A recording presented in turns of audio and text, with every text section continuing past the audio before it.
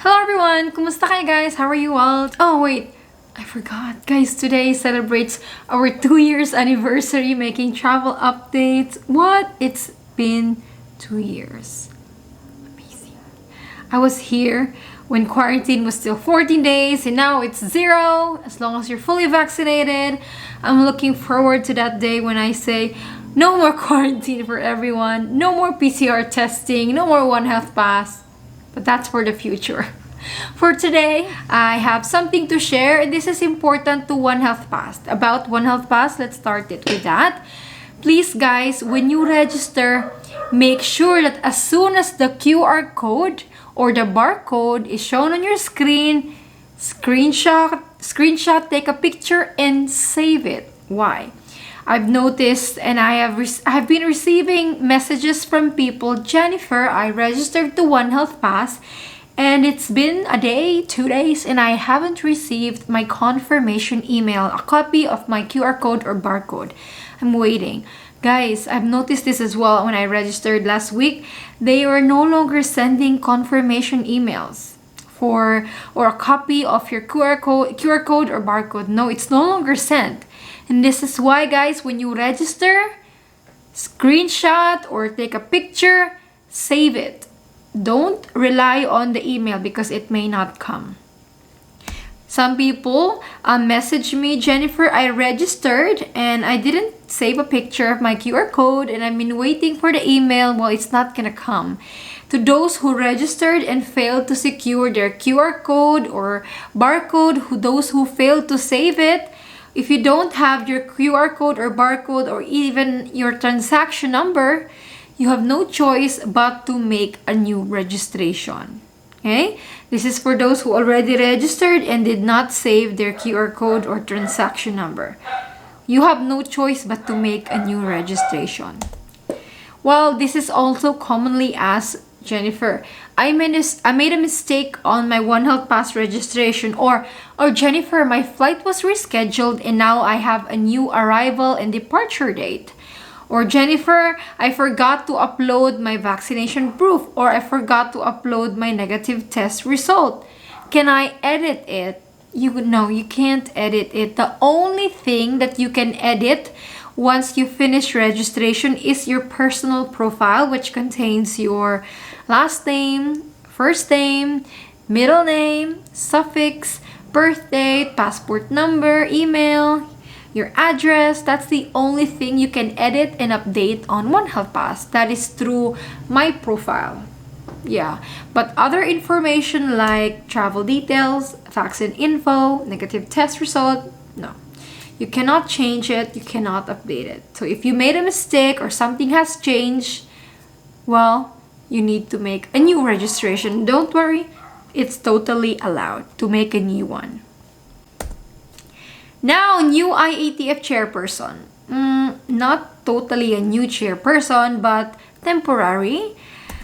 About the Department of Health, there's a new designation for Yusek Maria Verheri as the officer in charge of the Department of Health. So she used to be the undersecretary, and while there is still no new appointment for the new secretary, she will take place as officer in charge. Well, what is that? What is it about us? Well, I think it would mean that we cannot expect any changes because, well, Yusek Verhera is part of the old administration. She was there when they were making rules. She agreed to that. So I don't think we can expect any change then. The Department of Health Secretary serves as the IATF chairperson, while the President serves as the overall chairperson. So with that designation, I don't think there will be changes for your arrival protocols or protocols in general. Unvaccinated travelers can expect that quarantine will stay. However, Joey Concepcion is pushing for an COVID-19 exit plan. Well, what is this about? According to Interior Secretary Benjamin Benhur Abalos Jr., he vowed to endorse Joey Concepcion's exit strategy, which government can adopt to help the country transition to normalcy. to balik to normal. Well, what is this exit plan strategy of Sir Joey Concepcion? First is, he wants to bring the booster vaccination rate to 70%. Currently, we're only at 21%. So, mga 50% of the eligible population needs to get boosted. Second, he wants a massive COVID-19 vaccination drive. Third, he wants to change alert level 1, 2, 3 and make it into red, yellow, green traffic light signal.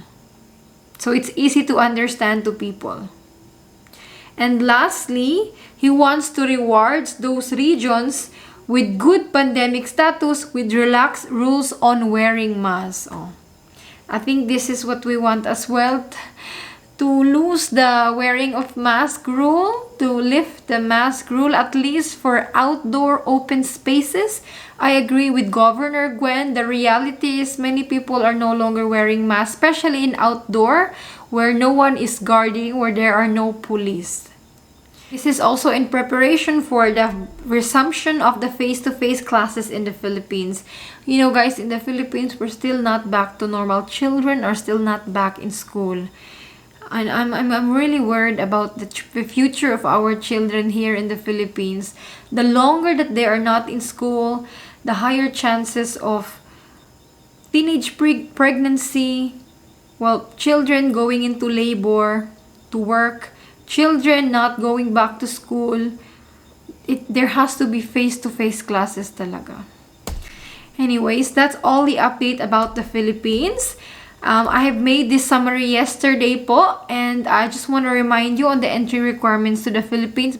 Now, before I end this video, I want to make a recap on the entry requirements to the Philippines. I think this is important since our channel is really mainly on travel. First up is for Filipinos entering the Philippines po, you need your One Health Pass registration. And then if you have a booster, hindi na po kailangan ng negative test result. Kung mga bata po na 11 to 4, just follow the protocols of the parents. So for example, if the child 11 to 4 years old is traveling with a fully boosted, fully vaccinated with at least one booster traveler, parent, or guardian, then they are also exempted from pre-departure testing. Ayan, One Health Pass, yung vaccination proof ninyo. And then kung wala kayong booster, negative test result. And then for foreign tourists, here are the requirements. One Health Pass registration, your passport should be at least 6 months valid upon arrival in the Philippines. So 6 months or more. And then a vaccination proof.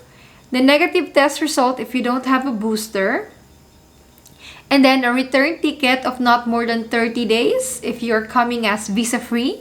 Then for former Filipinos, passport should be more than 6 months valid upon entry, vaccination proof, One Health Pass, and then if you don't have a booster, negative test result. It's basically 3 main things: vaccination proof, One Health Pass, and if you don't have a booster, negative test result. If you have a booster, just 2 things.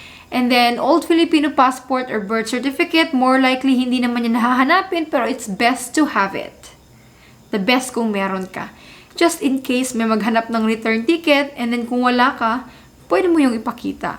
And then if ever they ask if you're covered by balikbayan privilege, meron ka ring proof. No, it's gaano makabigat yung old Filipino passport. Kung meron ka, dalhin mo. Kung wala, wag ka na lang ma-stress. Pumasok ka na lang as plain tourist. That's all I can share for today po. God bless you all and stay safe. Bye.